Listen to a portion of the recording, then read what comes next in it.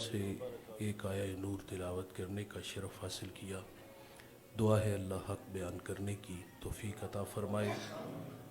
काबिल अमल बातों पर हम सब को अमल करके ज़िंदगी की राहों को दुरुस्त करने की तौफ़ीक अता फ़रमाए।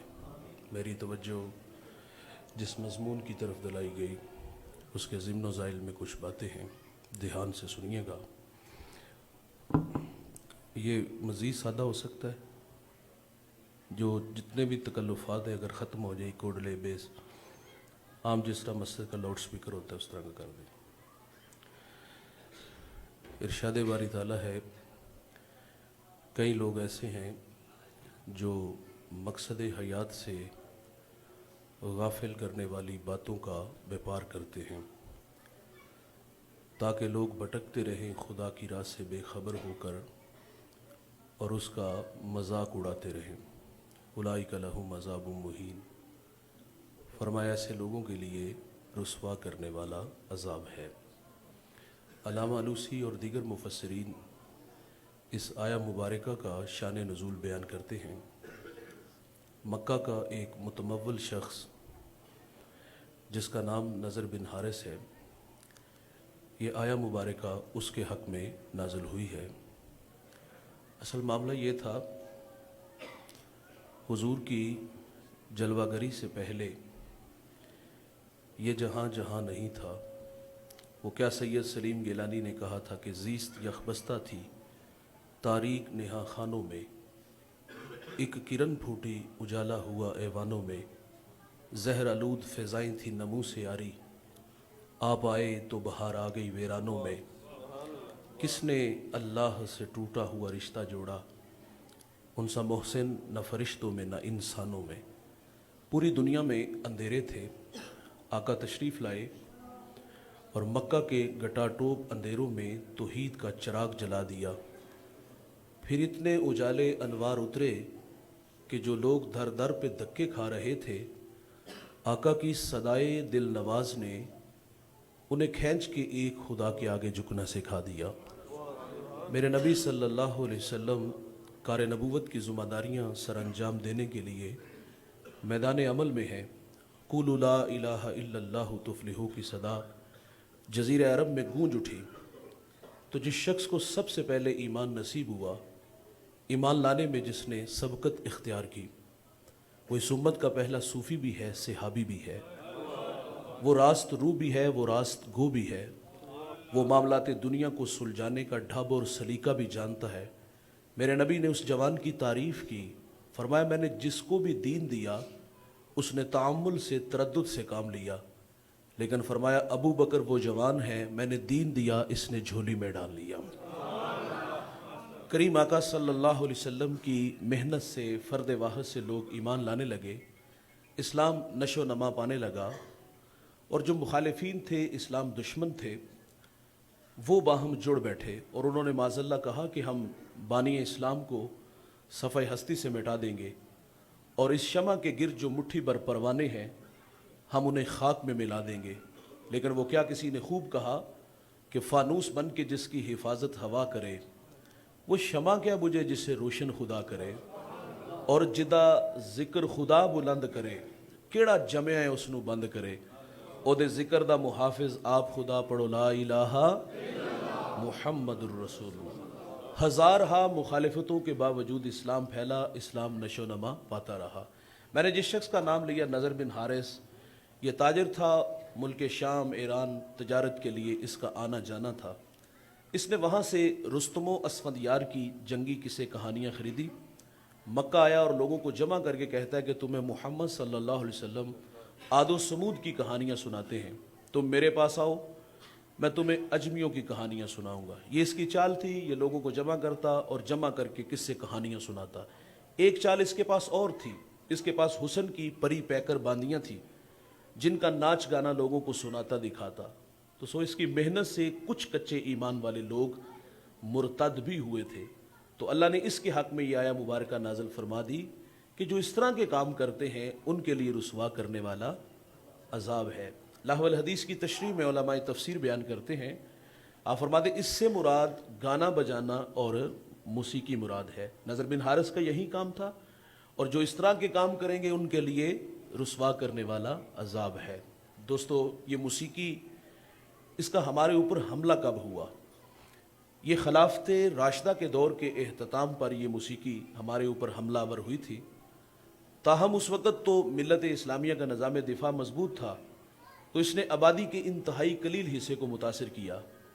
آج 14 صدیاں بیت گئیں، ملت اسلامیہ کا نظام دفاع کمزور ہوا اور یہ موسیقی ہمارے جسموں میں سرایت کر گئی۔ کل تک جو روح کی سزا تھی، آج وہ روح کی غذا ہے۔ بقول اقبال کے وہ کہتے تھا جو نہ خوب، بتدریج وہی خوب ہوا، کہ غلامی میں بدل جاتا ہے قوموں کا ضمیر۔ کل تک جو روح کی سزا تھی، آج وہ روح کی غذا ہے۔ آپ دیکھ لیجئے، گانا گانے والے بچپن کا شوق اور اللہ کا فضل بھی کہہ دیتے ہیں، اور جو سننے والے ہیں وہ اس کو روح کی غذا کہتے ہیں۔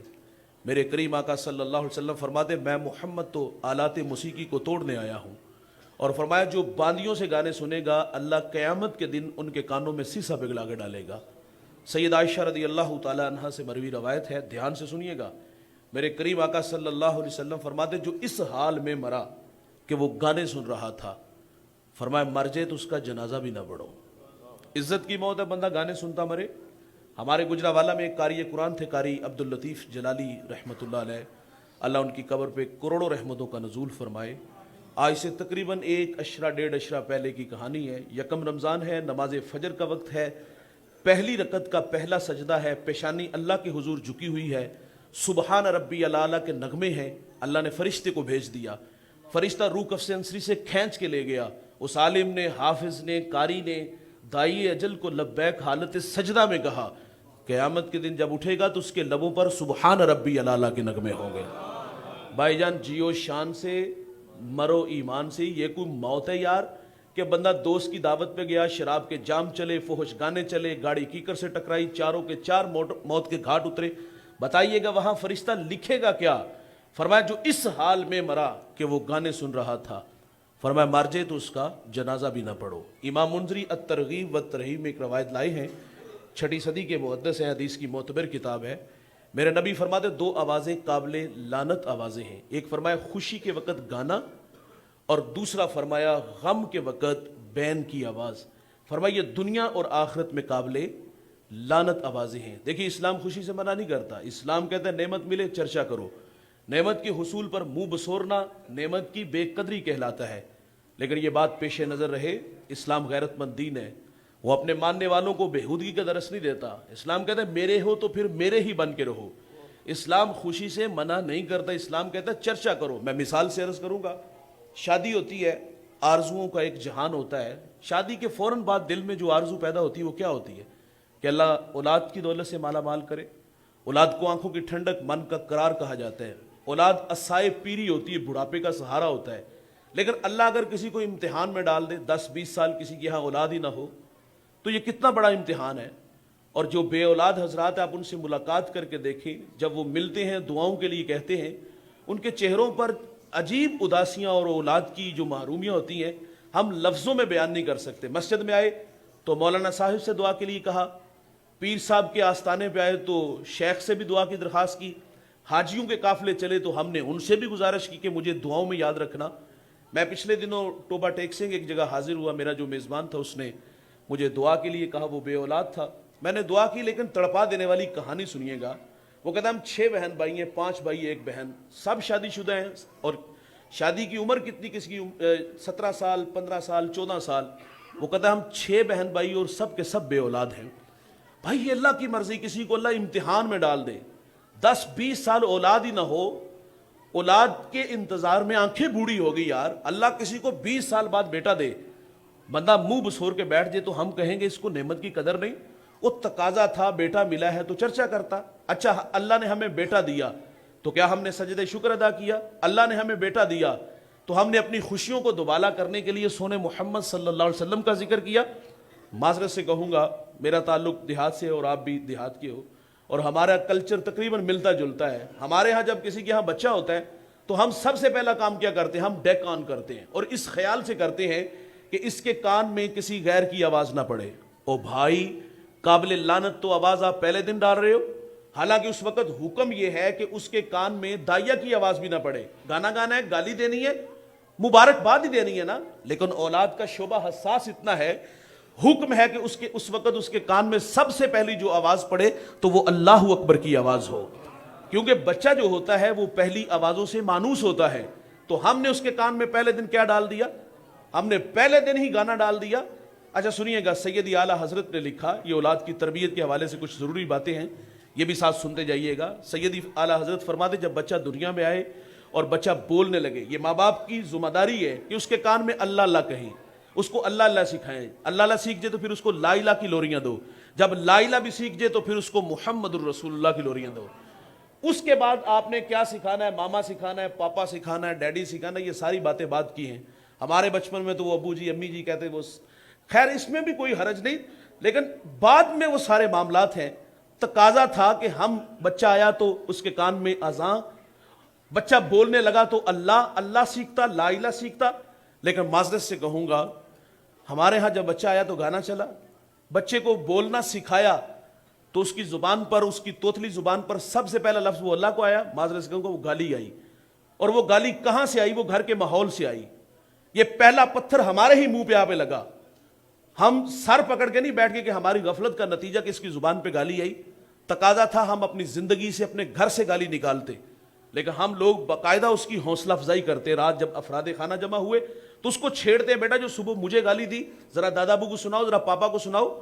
ये कुछ सुनाने वाली चीज तो है कोई नहीं भाई। तकाजा था हम अपनी जिंदगी से गाली निकालते, लेकिन हमने हौसला अफजाई की। उसका नतीजा बड़ा भयानक लिखा है। वही बच्चा जब बड़ा होकर हमें गाली देता है तो हम कहते हैं हमारी बहू ने इसको तावीज डाल दिए, उस बेचारी का क्या कसूर भाई? वो तो 2 माह हुए आपके घर में आई है, 25 साल आपके ज़ेरे तरबियत रहा है। गाली का माहौल तो आप खुद फराहम कर रहे हो। बच्चे तो कोरा कागज होते हैं, जो भी तहरीर लिखोगे 1 मिनट है, आप गाली लिखोगे तो गाली आएगी। अगर हमारे घर का माहौल कुरान पढ़ने वाला है, हदीस पढ़ने वाला है, मुहम्मद अरबी पे दरूद पढ़ने वाला है, तो उसके भी नताइज आएंगे। एक बहुत बड़ा नाम हजरत ख्वाजा कुतुबुद्दीन बख्तियार काकी रहमतुल्लाह अलैह, आप काकी हिंदी का लफ्ज है जिसका माना रोटी है, इस नाम से कुतुबुद्दीन शोहरत कैसे पाते हैं सुनते चलिएगा। आपकी वालिदा बचपन में बेटे को कहती, बेटा मुसल्ला बिछा, दामन फैला और अपने रब से दुआ कर, और माँ ताज़ा खाना बना के कमरे में रख देती है। बेटा मुसल्ला बिछा के दुआ मांगता है, कमरे में जाता है, ताज़ा खाना खाता है, और कभी कभी माँ से इजहार भी करता है कि माँ अल्लाह कितना मेहरबान है, मैं उसके हुजूर दामन फैलाता हूँ तो वो मुझे ताज़ा खाना देता है। माँ खुश होती कि मेरे बेटे का रब के साथ तवक्कल का रिश्ता जुड़ गया। ये मश्क थी जो काफ़ी देर जारी रही। आप फरमाती, एक दिन मैं काम की गरज से घर से बाहर थी, आने में थोड़ी सी ताखीर हुई, दिल डूबने लगा, खौफ खाने लगा कि अल्लाह मैंने तो बड़ी मेहनत से इसका तेरे साथ ताल्लुक जोड़ा है, कहीं वो तवक्कल का रिश्ता आज कमज़ोर ना हो जाए। खैर आप फरमाती, मैं घर आई तो मैंने क्या देखा, कुतुबुद्दीन माहवे इस्तराहत था। बेदार हुआ तो मैंने कहा, बेटा खाना खाया? मुझे कहता है, जी माँ जी खाना खाया, लेकिन जो खाना आज खाया पहले कभी नहीं खाया, और जो मजा आज आया है पहले कभी नहीं आया। ओ भाई, माएँ तो रब से जोड़ती थी, ये वही कुतुबुद्दीन है। माँ मदरसे में बेचती है, उस्ताद कहते बेटा पढ़ अल्हम्दुलिल्लाहि रब्बिल आलमीन, अज़बर था सयक़ूलुस सुफ़हाउ मिनन्नास, अज़बर था तिलकर रुसुलु फ़द्दलना बादहुम अला बाद, अज़बर था। 14 पारे सुना दिए। उस्ताद बड़े मुतासिर हुए, बेटा जहां से 14 पढ़े बकिया 16 भी उसी मदरसे में उसी उस्ताद से पढ़ लेते, हिजे अच्छे, मंजर खूब। तो अर्ज करते, उस्ताद जी मैंने किसी मदरसे में किसी उस्ताद से जानुए तलम्मुस तय नहीं किए। तो फरमाया, बेटा ये दौलत कहां से आई?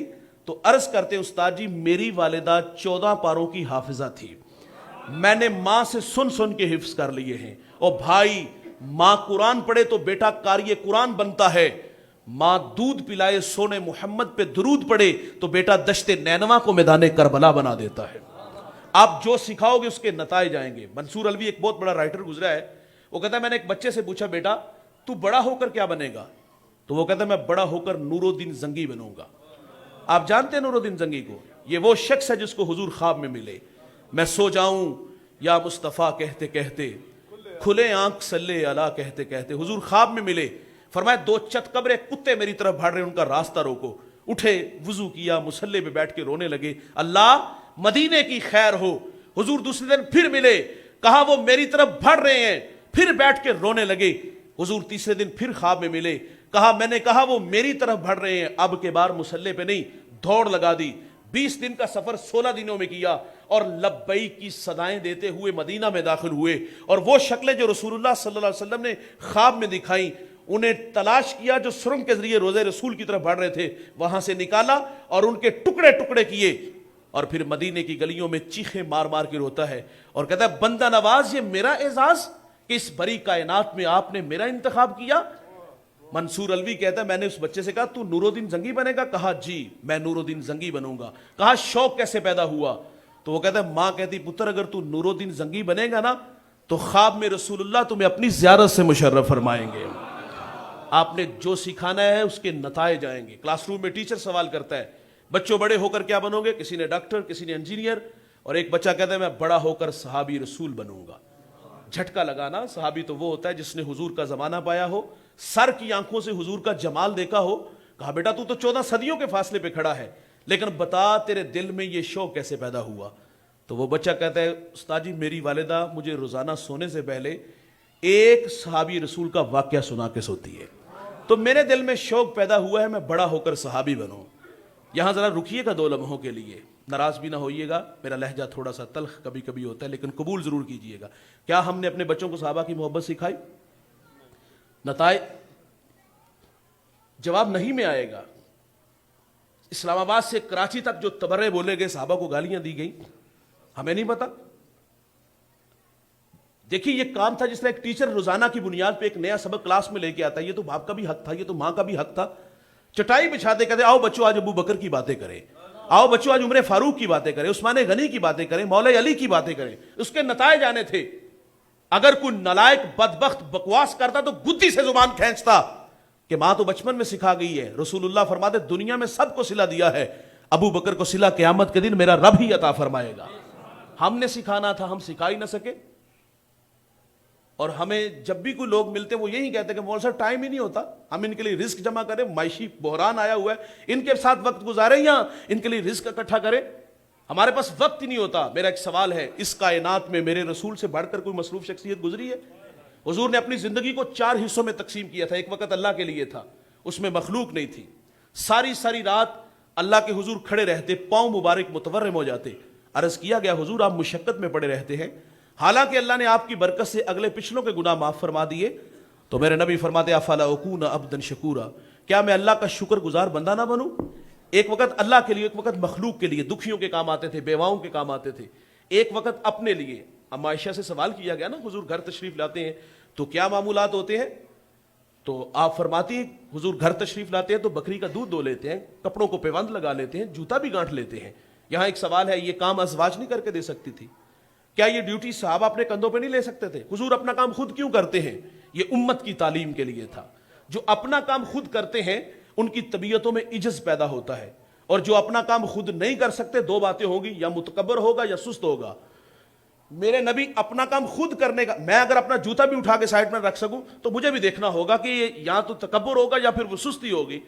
تو ایک وقت اپنے لیے اور ایک وقت گھر والوں کے لیے، اس کے نتائج سیدہ فاطمہ الزہرا رضی اللہ تعالی عنہا نے اپنے والد گرامی کو سجدوں میں دیکھا تو سیدہ کا مزاج کیا تھا؟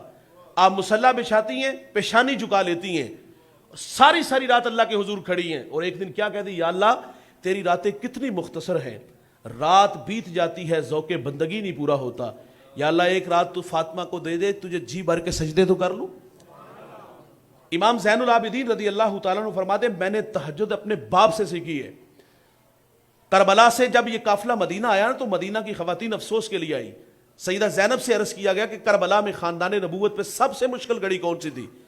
تو آپ فرماتی جب خیموں کو آگ لگی، بچے ڈر کی وجہ سے دوڑے انہیں جمع کرنے اور لاشوں کو اکٹھا کرنے میں ہمارا کچھ وقت لگا تھا۔ آپ فرماتی نماز مغرب میں ہماری تھوڑی سی تاخیر ہو گئی، او بھائی مصلی گھر سے ملا، مصلی کربلا تک آیا۔ وقت دیں گے تو نتائج ملیں گے، اگر آپ بچوں کو وقت نہیں دیں گے تو یہ کسی اور کے ہاتھوں میں کھیلیں گے۔ مجھے اشفاق احمد کی بات بڑی دل کو لگتی ہے۔ کسی نے ان سے سوال کیا کہ بڑے لوگوں کے بچے بڑے کیوں نہیں ہوتے؟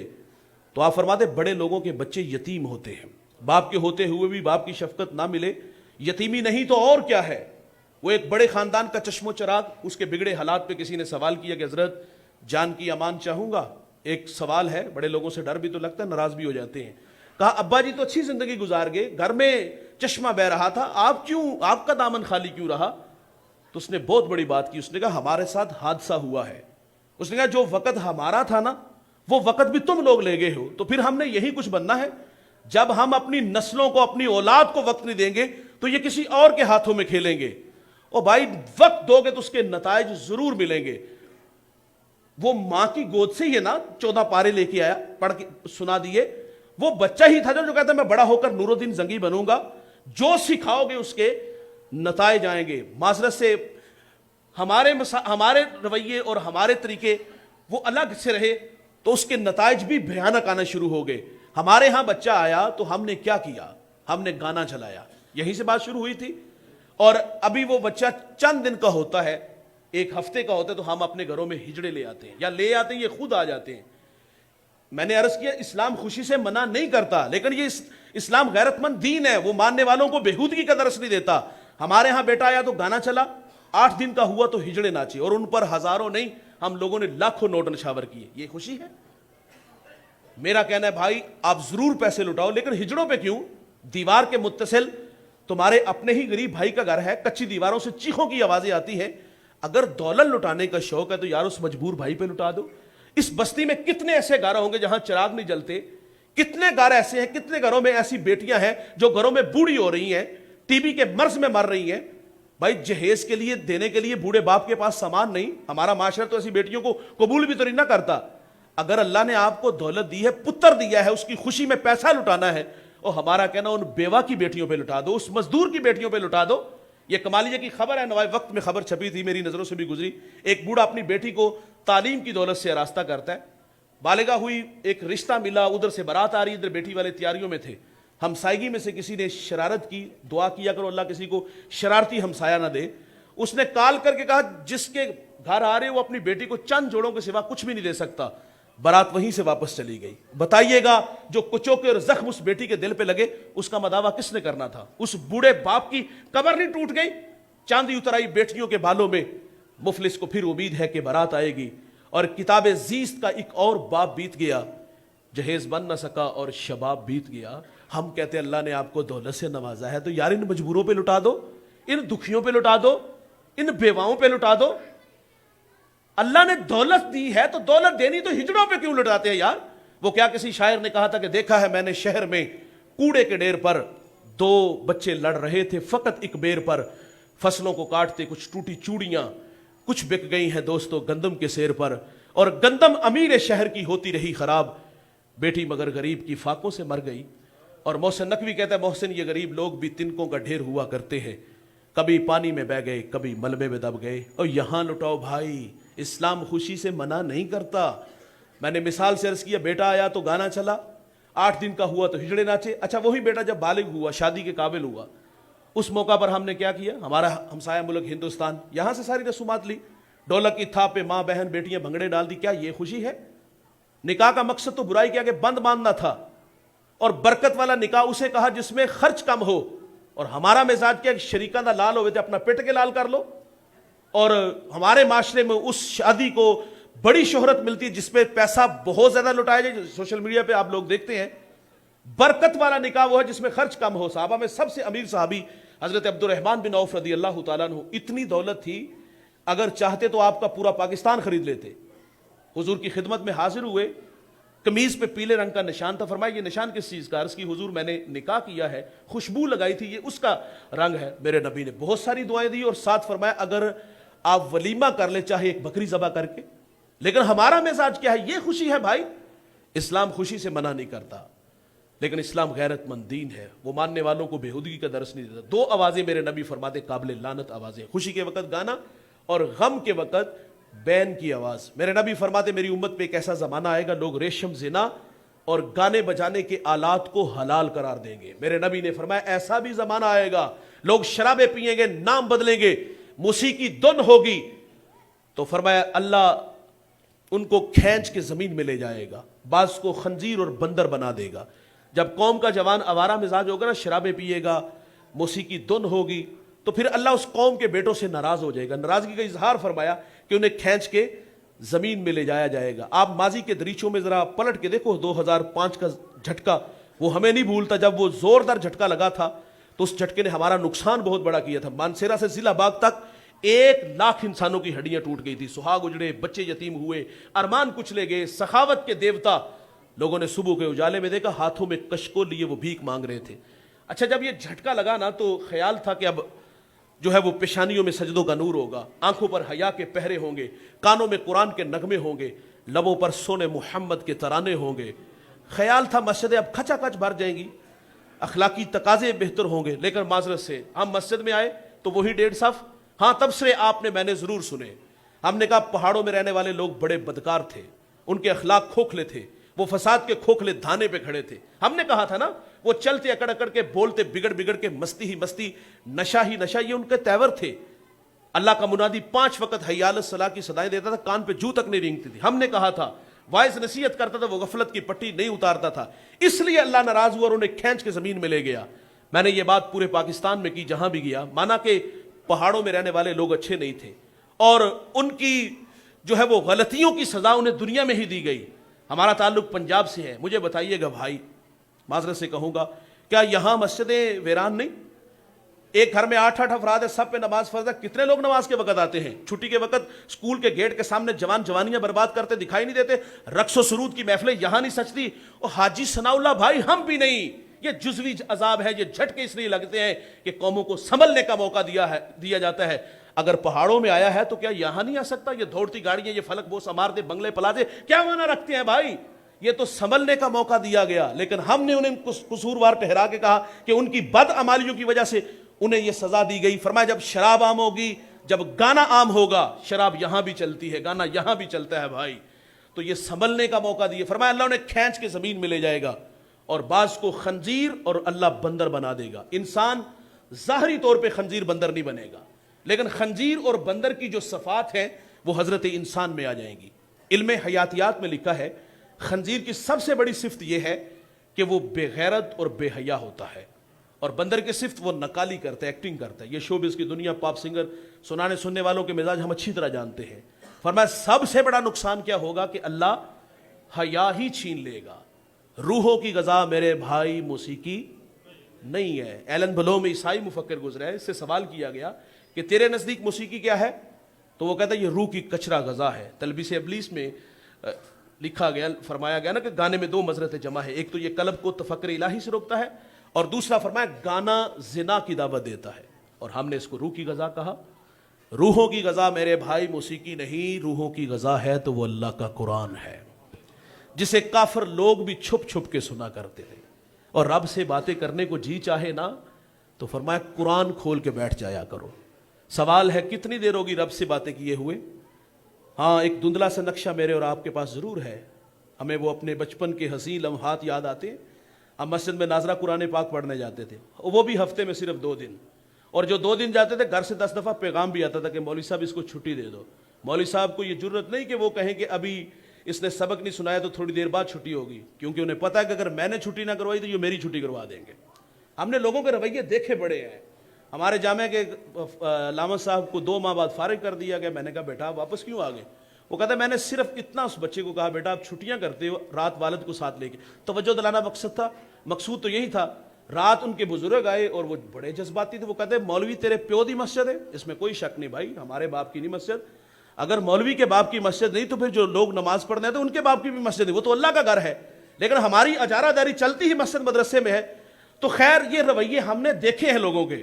وہ بچپن میں ناظرہ پڑھا, اور ناظرہ پڑھ کے ہم نے اس کو, اور یہ بھی میں خراج عقیدت پیش کرتا ہوں علماء کو کہ ہمارے بچوں کو 2-4 سالوں میں ناظرہ قرآن پڑھا دیتے ہیں. دیکھیے ایک علامہ صاحب اور 100 بچے ہیں سامنے, اور ٹائم صرف آدھا گھنٹہ. تو بعض کا یہ سمجھ نہیں آتا کہ یار اتنی سبق بھی سننا ہے, آگے سبق دینا بھی ہے, تو آسان تو نہیں لگتا. میں مری کے پڑوس میں ایک جگہ بیان کے لیے گیا, تو وہ ان کے پاس شعبہ حفظ تھا, 90 بچے ان کے پاس پڑھتے تھے. تو میں نے حضرت سے پوچھا حضرت آپ کے پاس اساتذہ کتنے؟ وہ کہتے ہیں میں اکیلا ہوں. میں نے کہا یہ بات ہضم نہیں ہوئی, ہم نے بھی حفظ کیا ہوا ہے, تو سبق سب کی منزل ایک لمبا کام ہے, تو آپ رزلٹ کیا دیتے ہوں گے؟ انہوں نے بلا امتیاز 5-7 بچوں کو بلایا اور بلا کر کے میرے سامنے کھڑا کیا. کہا آپ کے کتنے پارے؟ خیر جتنے بھی, کسی کے 15 سے کسی کے 20 تھے. وہ مولانا صاحب فرماتے آپ فلاں سورہ شروع کرو, آپ فلاں سورہ. یقین جانیں گے کہ ہجے ان کی منزل اتنی اعلیٰ. میں نے کہا حضرت بڑی بات ہے. میں نے کہا راز کیا ہے؟ کہتا وہ 2 باتیں ہیں. ایک تو کہتا میں قرآن مجید سے عشق کرتا ہوں, مجھے اللہ کی کتاب سے محبت بے پناہ ہے، اور دوسرا میری نظر میں کبھی خیانت نہیں آئی، میں ان بچوں کو اپنا بیٹا سمجھتا ہوں۔ یار ہمارے بچوں کو انہوں نے بچپن میں ناظرہ پڑھایا، محبت سے پڑھایا، تو خیر جو میں نے عرض کرنا ہے نا، ہم نے بچپن میں پڑھا، اس کو غلام میں لپیٹا اور طاق میں رکھ دیا، پھر دوبارہ رابطہ ہوا کب؟ جب ہم بڑے ہوئے، کب؟ جب ہم کمانے کے قابل ہوئے، کب؟ جب ہم نے گھر بنایا، ہم نے فیکٹری بنائی، کارخانہ بنایا، تو بطور برکت ہم نے وہاں قرآن خوانی کی، وہ بھی خود نہیں کی، اب تو جیب میں پیسہ ہے نا، ہم سمجھتے ہیں کہ ہم خرید لیں گے، مولوی صاحب ہمارے محتاج ہیں، ہم نے خود بنا کے دیا مدرسہ، اگر نہ ہم بچے بھیجیں تو ہم متبادل ہمارے پاس بھی بہت زیادہ ہے، تو وہاں بھی قرآن خود نہ پڑھا، وہ بھی مسجد مدرسے سے بچوں کو لا کے پڑھایا۔ یہ ہے ہمارا اس کتاب سے تعلق۔ او بھائی جان، یہ کتاب زندہ ہے، کتاب ہدایت ہے، کتاب انقلاب ہے، روحوں میں اترنے والی کتاب ہے۔ اگر رب سے باتیں کرنے کو جی چاہے تو قرآن کھول کے بیٹھ جایا کرو، روزانہ پڑھا کرو یار، سمجھ کے پڑھا کرو، عمل کے جذبوں سے پڑھا کرو، آگے اس کا ابلاغ بھی کیا کرو۔ میرے نبی نے حجۃ الوداع کے خطبہ میں اپنی امت کو تعلیم دی، جب تک دو چیزوں سے وابستہ رہو گے گمراہ نہیں ہوگے، چشمے اقوام عالم کے اندر رسوا نہیں ہوگے۔ مسلم امہ کو کیا پیغام دیا؟ فرمایا میری اطرت سے پیار کرنا، اور دوسرا فرمایا قرآن مجید سے محبت کرنا۔ آؤ اس کتاب سے جڑ جاؤ۔ آج پوری دنیا میں ہماری رسوائی کا جو سبب ہے دوست، وہ اس کتاب سے تعلق کمزور ہونے کی وجہ سے۔ اقبال نے شکوہ جواب شکوہ میں کہا تھا کہ تیرے کعبے کو جبینوں سے بسایا ہم نے، نوع انسانی کو غلامی سے چھڑایا ہم نے، صفائے دہر سے باطل کو مٹایا ہم نے، تیرے قرآن کو سینوں سے لگایا ہم نے، پھر بھی ہم سے گلا ہے ہم وفادار نہیں، ہم وفادار نہیں، تو بھی تو دلدار نہیں۔ جواب کیا آیا؟ یہاں صیغہ بدلا ہے کہ میرے کعبے کو جبینوں سے بسایا کس نے، نوع انسانی کو غلامی سے چھڑایا کس نے، صفائے دہر سے باطل کو مٹایا کس نے، میرے قرآن کو سینوں سے لگایا کس نے، تھے وہ آبا تمہارے مگر تم کیا ہو، ہاتھوں پہ ہاتھ درے منتظر فردا ہو، اور وہ معزز تھے زمانے میں مسلمان ہو کر، تم خار ہوئے تارک قرآن ہو کر۔ آج ہماری رسوائی کا سبب میرے بھائی اس کتاب سے تعلق کمزور ہونے کی وجہ سے ہے۔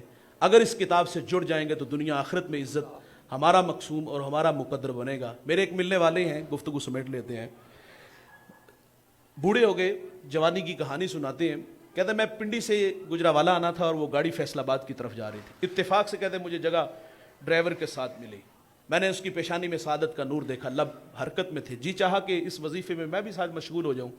میں نے ایک دو دفعہ پوچھا آپ کیا پڑھ رہے ہو؟ وہ اتنا مگن تھا لگا کہ اس نے میری بات سنی نہیں۔ کہتے میرا شوق بڑھتا گیا، میں نے پھر کہہ دیا، اس نے وظیفہ روک لیا، رک کر کے کہتے بھائی مسئلہ کیا ہے آپ کو؟